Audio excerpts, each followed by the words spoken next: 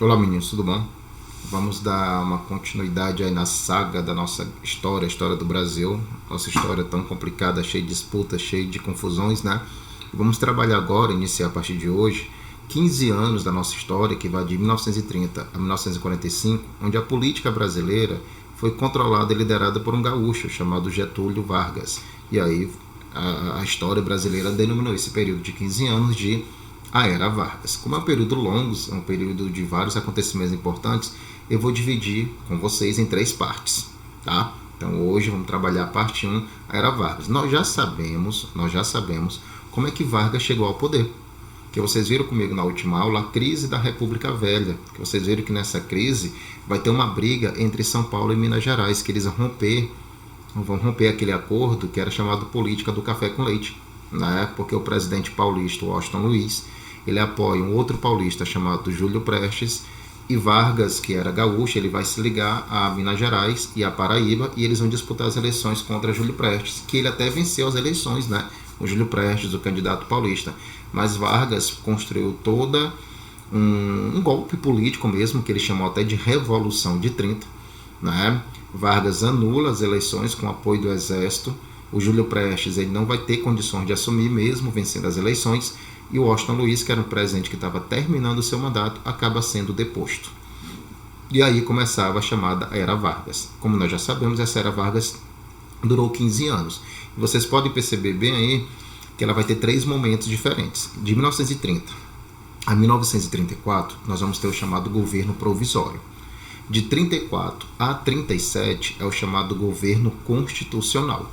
E de 37 a 45 é o momento que Vargas implanta aqui no Brasil uma ditadura, que ele governa com poderes totais em suas mãos, que vai ser chamado Estado Novo. Obviamente nós vamos trabalhar cada fase e os fatos que marcaram cada fase e o porquê esses nomes, provisório, constitucional e Estado Novo, ok? Bem, o governo provisório vai ter esse nome porque assim que Vargas assumiu o poder, meninos, ele afirmou que o Brasil vai estar vivendo uma nova era, uma nova época, uma nova realidade. E uma nova realidade exigia para o Brasil novas leis e uma nova Constituição. Então a primeira medida que ele toma, ele anula a Constituição feita pelo nosso primeiro presidente, o Marechal Deodoro da Fonseca. Essa Constituição foi anulada de 1891. Então o Brasil está sem Constituição. Aí o que foi que ele afirmou? Estou governando o Brasil até o Brasil ter uma nova Constituição.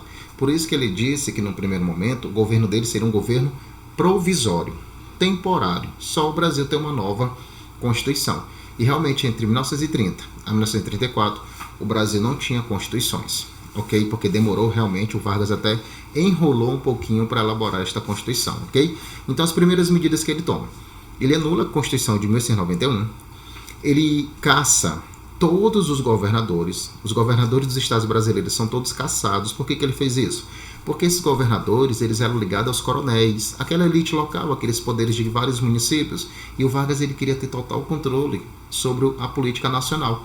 Então ele vai simplesmente caçar os governadores, e no lugar dos governadores ele vai nomear interventores. São interventores, são pessoas de sua confiança, pessoas que ele vai nomear diretamente para governar cada estado. E um detalhe, como os paulistas eram inimigos de Vargas, até porque eram contra Vargas e sempre foram, Vargas, só para mostrar agora quem estava mandando na política nacional, ele não colocou um político paulista para governar São Paulo. Ele colocou um interventor pernambucano para governar São Paulo. Justamente para mostrar já o poder que ele tinha. Você pode ver que nesse momento provisório, Vargas está com muito poder em suas mãos.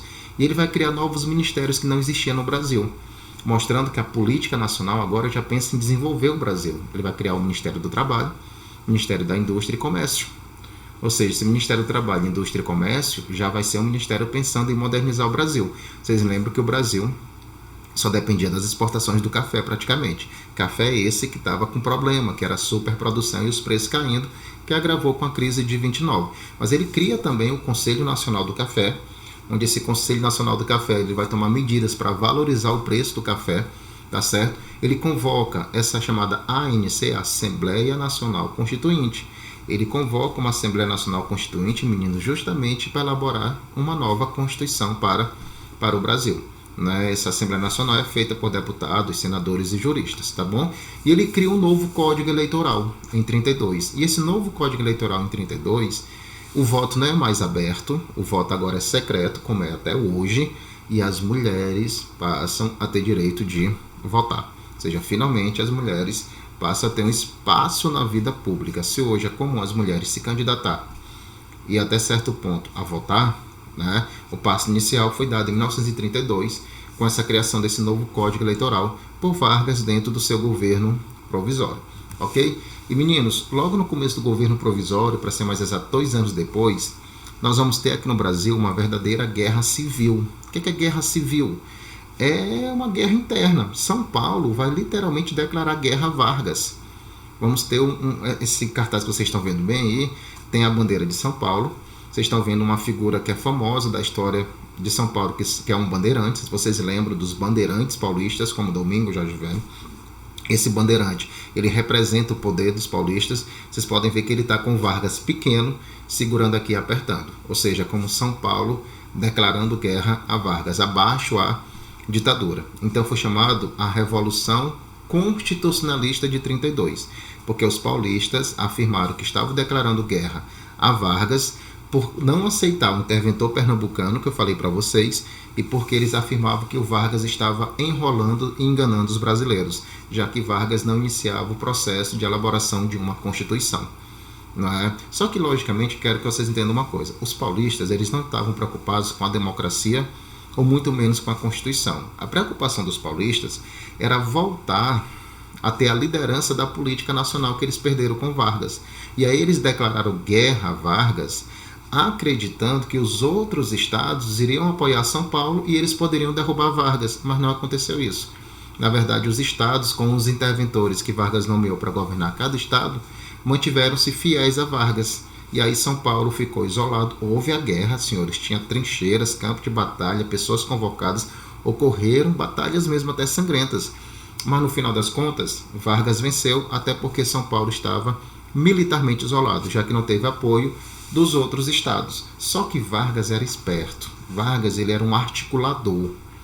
Depois que ele derrotou os paulistas nessa guerra civil, São Paulo foi derrotado, ele chama os principais líderes paulistas para uma conversa, tentando dialogar. Essa era a nova forma de fazer política, que Vargas ficou 15 anos no poder, ele era muito esperto, ele sabia bater e assoprar. O que foi que ele fez?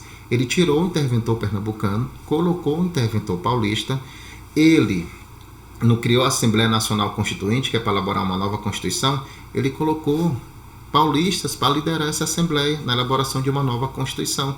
Ou seja, depois de ter derrotado os paulistas, ele acaba trazendo os paulistas para o governo dele, dando cargos importantes e colocando o interventor paulista para governar o estado de São Paulo. Viu? Então isso era um modelo que Vargas sempre vai governar o Brasil, meninos, que nós até chamamos de modelo populista. Tanto que ele vai ter um apelido bem bonitinho, conhecido como o pai dos pobres, ok? Que a gente vai discutir um pouquinho mais na frente. Então a gente vai até aqui nesse primeiro momento. O que nós vamos trabalhar na próxima aula?